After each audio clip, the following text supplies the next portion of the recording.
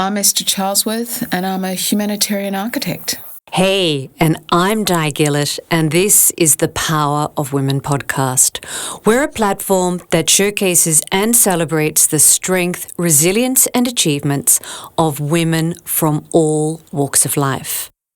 And coming up next week, I am talking with Rebecca Horton of Bold HR, and we're going to challenge the workplace trends and in particular, unbossing. So tune in for that one next week.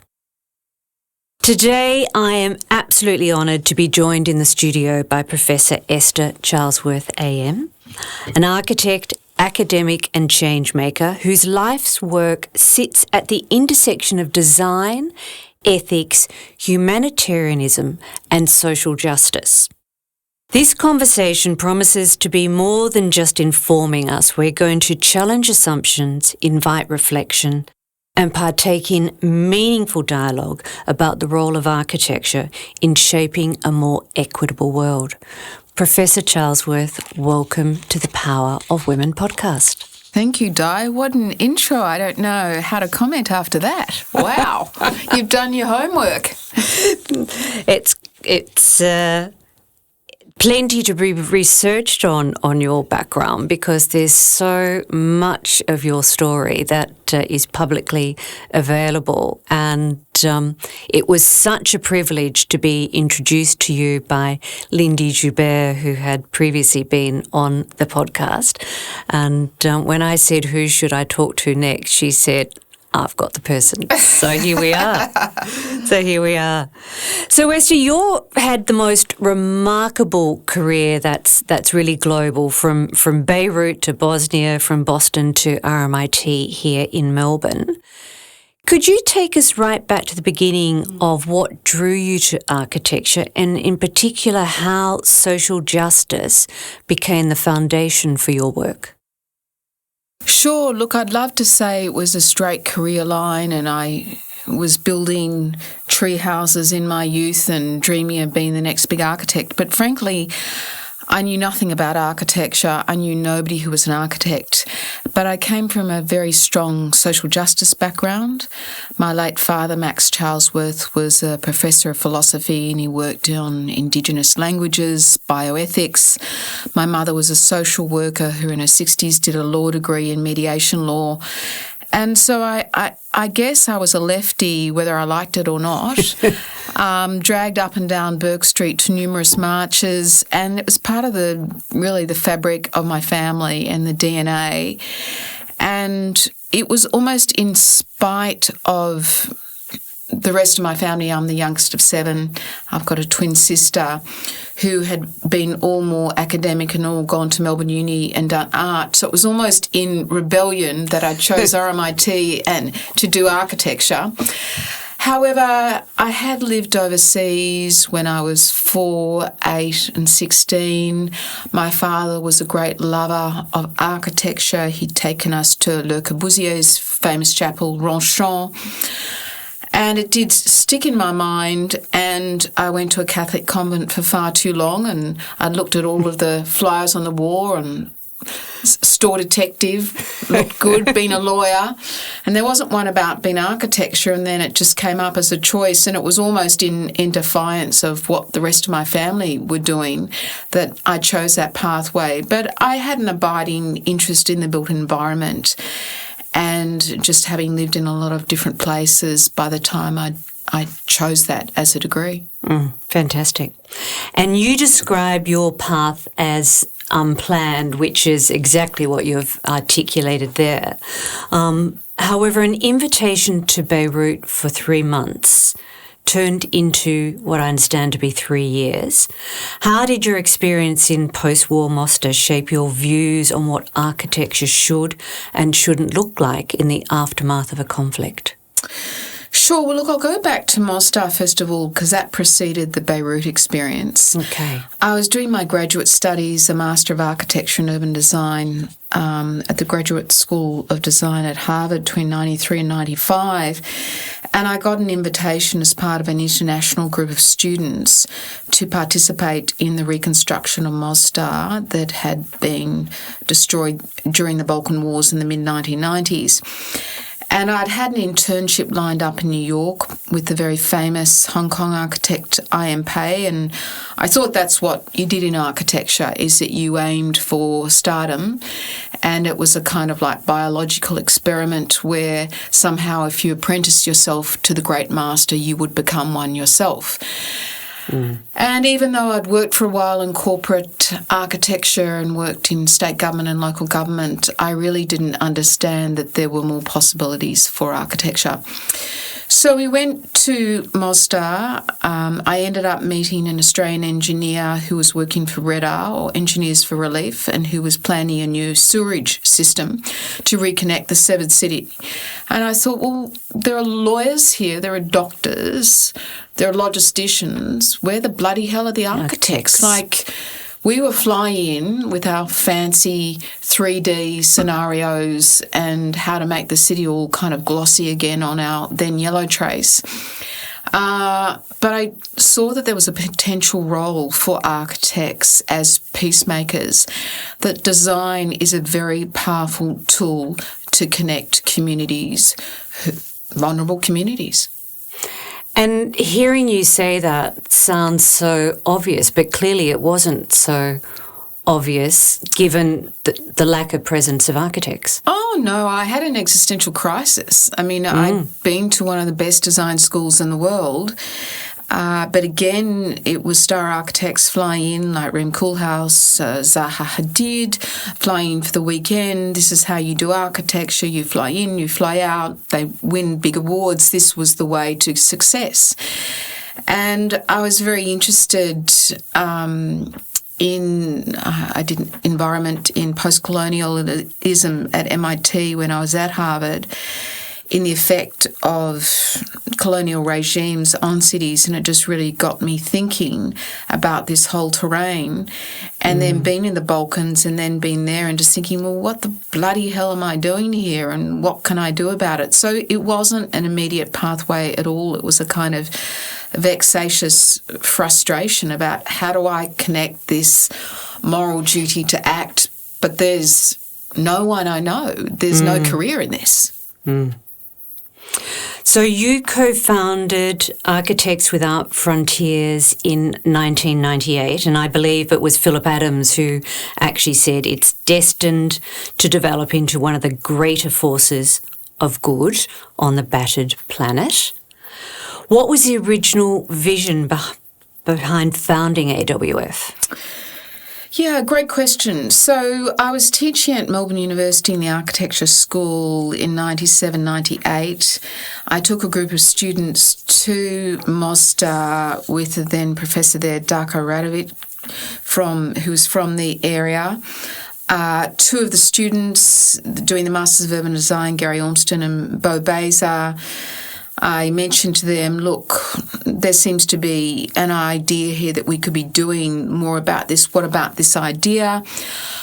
I'd made contact with Architectes Sans Frontières in France and found that there were these other presences. And so it seemed to be at the time a mad idea. I mentioned it to Philip because I'd been following it for him for a while. I mentioned it to Gareth Evans, who was then the head of the International Crisis Group in Brussels, and they both thought it was quite a powerful idea.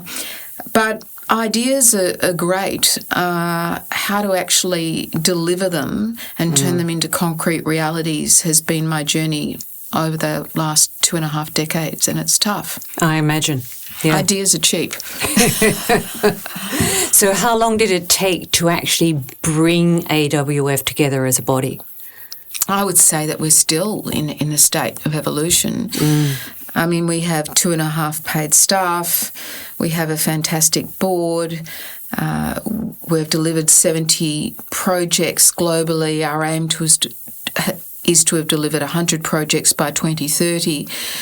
So it's been a long, slow road to having a great idea and working out how to make a not-for-profit work and how you fund paid staff. This work can't be done after hours. I remember once going into a very large developer in Sydney, I won't mention their name, and they said we have an Afghan architect and he could work on this project after hours. It doesn't work that way. No. These aren't part-time jobs. They take the same amount of time as doing a fantastic community centre in Mornington or somewhere else. These projects demand the same level of design expertise as any other type of project.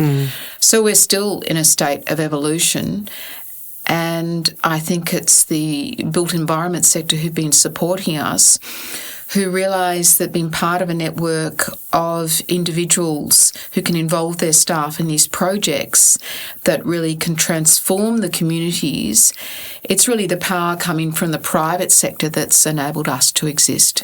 I was going to ask that, having been involved in startup in the not-for-profit space in the past, where the funding had come from. Yeah.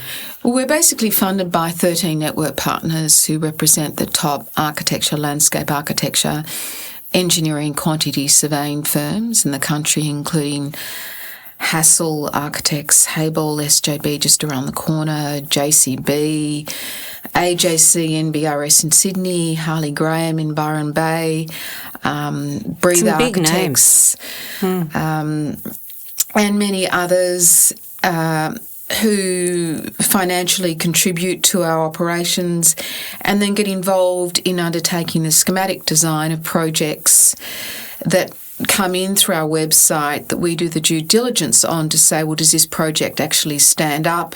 Do you have the funding for the project? We're not interested in actually raising capital funds for projects. Our main mantra is to give light to projects that would not normally see the light of day, because the perception of design, unfortunately, globally, is that it's still quite an elite profession. So we see that it's about designing for, I would say, the 92% of the global population who are most in need of design but who have least access to it. So where and when do you become involved as AWF? We get project requests in. We do the due diligence to see that it is a project we can take on board, that we have the right set of skills. Most of our projects are health or education projects. We assemble the project team. We've stopped getting involved in the final construction of projects because our chair is a former partner at Minter Ellison and very risk adverse, and we see that the real aim is to get the schematic design done on the project, done by a team normally of architects, landscape architects and structural engineers, get it costed, give it back to the client, and they then raise the funds. That's how it works. Yeah. And how has it evolved over the two plus decades that you've been operating from where you started to where you are now? Oh, look, it's been an immense struggle, because I thought when I came back to Australia from Beirut, I had a PhD on post-war reconstruction. You know, I had this great idea. I thought, oh, well, it's just going to be so easy. And it wasn't easy at all. Most architecture schools that I was speaking to and still speak to see this area of architecture as a very niche discipline. A very famous professor at a very good architecture school in Melbourne said to me a couple of years ago, Esther, he said, oh, what you do is great, but it's very niche, isn't it? It's very bespoke. At that Code stage, for criticism. You know, it was kind of like, well, what you do is very special. I don't know that it's so special, because it's not. Vulnerability, we're about to do our 4th domestic violence centre project in the north of Melbourne. I don't know that this is so isolated. I think you only have to look in your own backyard. I live in St Kilda to see the level of vulnerability there. Because we measure everything in commercial terms, not in social and humanitarian terms. Well, I also think the metrics of architecture are largely determined by the design media and by the architectural award system. And which are going on right now, which are incredibly important, and that design education in Australia, out of the 22, 23 architecture degrees available in only a country of, 27 million people, it's a lot of architecture degrees, that this intersection of design and social justice is not seen as a viable career path. How would you get a job? Well, coming up, we're going to talk more about the importance of designing beyond a disaster, and also if we could take a look at the domestic housing crisis here in Australia. If you're loving the Power of Women podcast, be sure to jump on to our YouTube channel and hit that subscribe button to ensure you never miss an episode. You coined the term design for fragility. What does that mean in practice, and why is it critical in today's world of compounding crises? Yeah, look, great question. And I'm just going to sort of draw a passage from the book Design for Fragility here. Is that fragility might appear to be a non-academic term to use in the title of this book, because obviously a lot of people, particularly a lot of lawyers, know about the classification of fragile states. And especially when dealing with issues of marginalisation and vulnerability and resilience, which is the term now sort of de rigueur that everybody uses. But we really chose to use the term fragility in order to propose a spatial perspective on the concept of the fragile state and how to demonstrate in a really practical way how architecture could be used as both a political and a spatial tool for building community resilience before, during and after crises.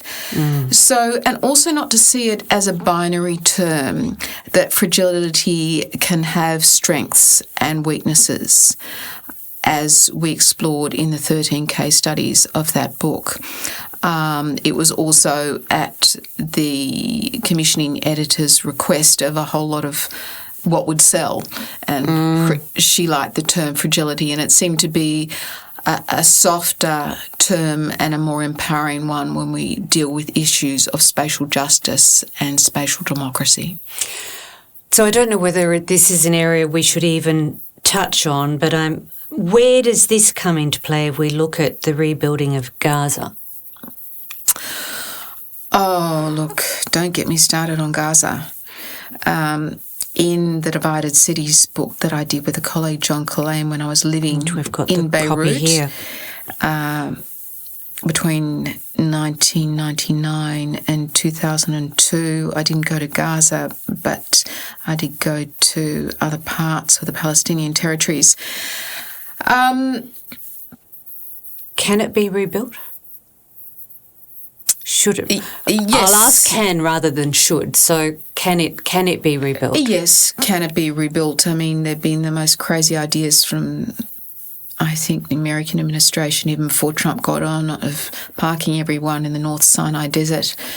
Of course, it should be rebuilt. But I guess the lesson that I found from having been involved in so many reconstructions after natural disaster and war, or both, such as in the case of Port-au-Prince or in Sri Lanka, is that if you're not involving the local population in the rebuilding, it's doomed. That if the rebuilding even if we're talking about remote Indigenous housing, doesn't involve the local workforce and lead to employment, then it's largely going to be a disaster. And we can look at examples of that here in our own front yard. So we can look at it in our own front yard. I mean, after the recent floods, a series of temporary housing was shipped in by a very well-known government authority into Mullumbimby, 52 houses. They were put onto a floodplain and they were flooded within 2 weeks. Come on, Australia, can't we do better? So, after the Black Saturday fires, Kevin Rudd, I think, flew over Marysville and said, we will build back better again. It reminds us of George W. when he flew over New Orleans after the storm there. It's great to make these political statements, the Clinton mantra of building back better. However, there are these great statements in Australia. We then get in the military because apparently they know how to do this best. And then, going back to the title of my favourite podcast, the rest is history. Yeah. But we do. We keep doing it. If we look at bushfire, we look at flood, we look at cyclone, and we still allow developers to build on floodplains. We still persist in keeping towns that have been all but wiped off the face of the earth through flood to invest in rebuilding. I mean, the madness in that is unsurpassed. Yeah, look, you raise a really good point, and it gets back to the fundamental lack of pre-disaster planning. They say, and what I'm talking about there is disaster mitigation. And in the international development sector, typically people say that for every dollar you put into pre-disaster planning, whether that's mangrove swamps, planning a town on a site that won't be flooded in the future, that's not going to be affected by coastal inundation like most of our East Coast here, you get $8 back. And the lack of pre-disaster planning at both a state and a federal level in Australia is simply frightening, and it has huge implications for building insurance terms. So I'd say that is one of the really big issues. It's not like, okay, I've fallen over, I've got a gash in my arm and I put a Band-Aid on it. We're very good at Band-Aid style solutions, but it's about what you do before the disaster. Well, it's very hard to do it, what you can do before a war. And then what's been done during, is there an economic strategy? Is there an employment strategy that goes with this? And then what is a long-term housing strategy? So in so many parts of the world, we see the temporary housing come in as a one-size-fits-all. However, people end up living in temporary housing for decades and decades and decades. So it's a huge problem. And are you more readily approached for disasters internationally than domestically? Look, depends how you define disaster. I mean, we cover this in the Design for Fragility book. If you see disaster in a broader term in terms of lack of Indigenous sovereignty, the disaster of poverty, the disaster of food security, then yes, we're dealing with those communities. No, we are not rung up by Reconstruction New South Wales and saying, can you come in and plan for Lismore? Architects Without Frontiers only go where we're invited. I remember you saying that, but you're saying you're not invited under such. I mean, Lismore was the top of mind destination when I asked my previous question. That just seems extraordinary. I think you have to be very careful where you get involved and what your mandate is. There are already government authorities in Reconstruction New South Wales and the National Reconstruction Authority who have the mandate to work in those places. You've got to be very careful. I saw this in Port-au-Prince after the disaster in Haiti there, that everybody was kind of flooding in and offering solutions. Again, we saw it after the Boxing Day tsunami in Sri Lanka, and just inundated by great ideas, many of them who happened to be spectacular failures. So it was a bit like the Marshall Plan in Sri Lanka, with everybody, the French coming in saying, we'll do the railways, and the Germans coming in and saying, we'll do the hospitals. And it was a kind of soft diplomacy, or not such a great diplomacy. So I think you've got to be careful about what the mandate is. Our mandate is to design and deliver these small civil infrastructure projects.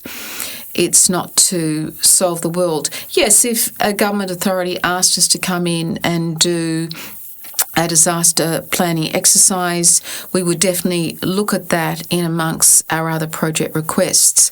I mean, out of every 10 project requests we do, we're probably only able to say yes to 2 or 3 of those because of the limits of the resources of our organisation as it now stands. Yeah, understandable. So bringing the conversation back home and focusing now on Australia's affordable housing crisis, I know you've made comment that prefab housing is not a silver bullet. Why does it continue to be framed that way, or in your opinion, does it continue to be framed that way? I think it completely depends on the context. A lot of people that I've spoken to in DFAT, in government authorities in the Northern Territory, they're all fascinated by the idea of prefab. And you can see why that works. There are very good prefab companies. I know ones like Pre-Built, where you can have a house from woe to go in 4 months. You know what the cost will be, and it will get through planning permission. But it's not cheap. The biggest issue with prefab in the communities that we're dealing with, and I'm not talking about in the outer suburbs of Melbourne generally, is that if you're not, again,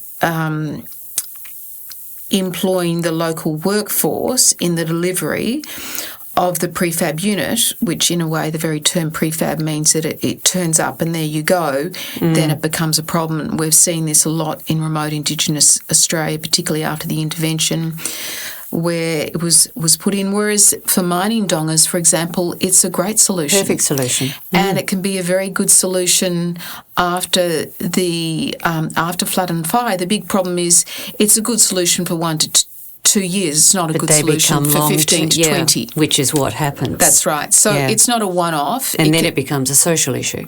That's right. It also completely depends on the site. If you've got a flat site, it's great to do a prefab, but it can be actually quite an expensive solution in terms of residential building. So it's not a one-size-fits-all. It completely depends on the context and the community you're dealing with. Do you have a view on how we need to tackle our housing crisis? Oh, that's such a big question. A longer question. And I think it's not just a design question. I mean, in Australia, obviously, or in Melbourne, everybody's talking about these high-density residential nodes. We've seen the same happen in Brisbane over the last 20 years, and we've already seen what's built as you come in from the airport from Brisbane into the inner city, and they're these soulless apartment blocks with no facilities around them. Kind of shrieks docklands to me in some respects. Mega docklands. Yep. So no parks, no hospitals. For example, no community. It's about doing very careful master planning. In the French system, for example, in Paris, they have a system called the ZAC, or they did when I looked at it 20 years ago, the ZAC, which means when you're doing the master planning for housing, it has to be right on top of a railway station. You have to have an intersection of private and public sector housing. It has to be located near a big public park and a hospital and a school.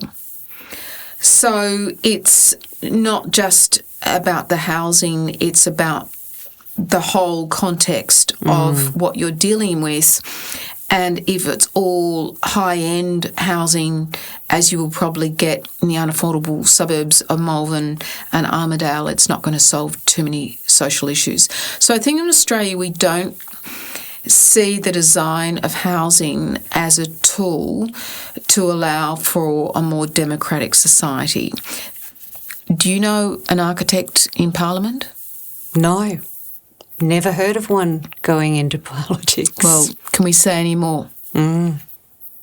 Architects are just seen,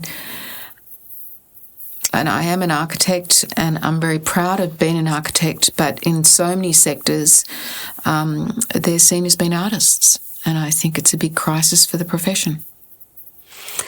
Well, that's a powerful point of wrapping up, and it's even how you introduced yourself at the beginning of the podcast.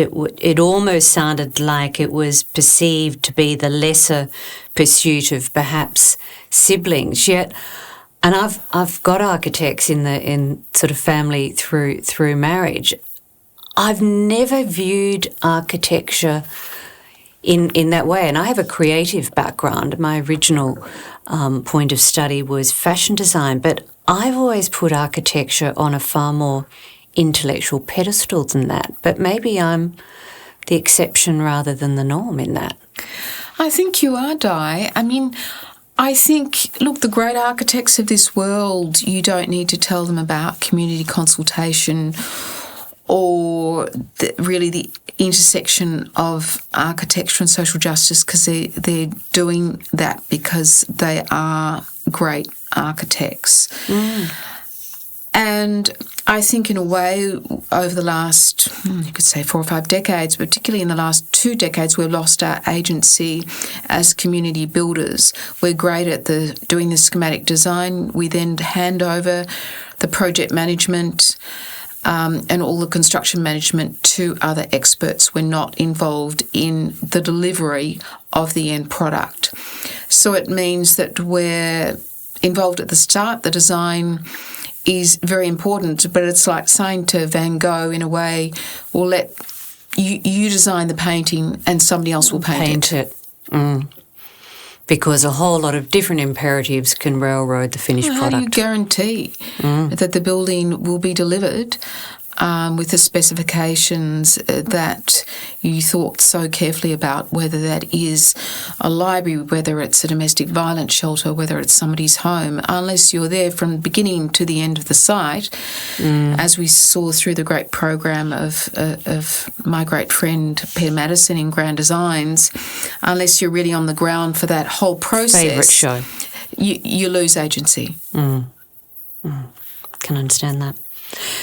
Could I ask a final, or almost a final question? I've got a couple of final questions, but through the lens of power of women, if you were to pay forward all of the knowledge and wisdom you've amassed over time from your own lived experience, what advice would you have?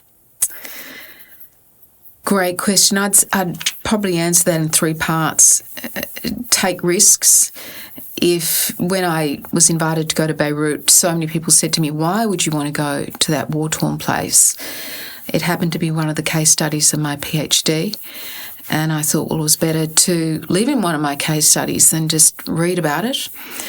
Secondly, in those last 2 decades, and I do it myself when I feel a bit tired and grumpy, stop looking at what your peers are doing. It gets really depressing. That the system of metrics that govern your profession, whether they're journalist awards, whether they're architecture awards, have I failed? And thirdly, start reading. I mean, last night I was accompanying my daughter into a great documentary that World Vision have just put together in at ACME. And I was reading the book written by somebody who used to work for Facebook, and it was the first time I'd been read a book on a tram for quite a while, I've got to say, and I just thought, why don't I do this more often? I think the pressure we feel, and I see it in my daughter's generation who's 16, to conform, whether it's about gender, whether it's about the profession that they want to go into. So it's really that you will make mistakes. I've made so many. And pursue your passion, but also pursue it to know that you can pay the bills just to be an artist and say, it doesn't matter. So I was very lucky in that I had parents who took a lot of risks, and I grew up in that kind of household that I could do anything. It was my father who was making our school lunches, who was taking us to school. He was one of 2 people who started Deakin Uni. He was slightly busy at the time. Quite a role model. Yeah, and I think, I was just incredibly lucky. And I always had my parents just sort of cheering me on from the sidelines, and now I have my husband and my daughter.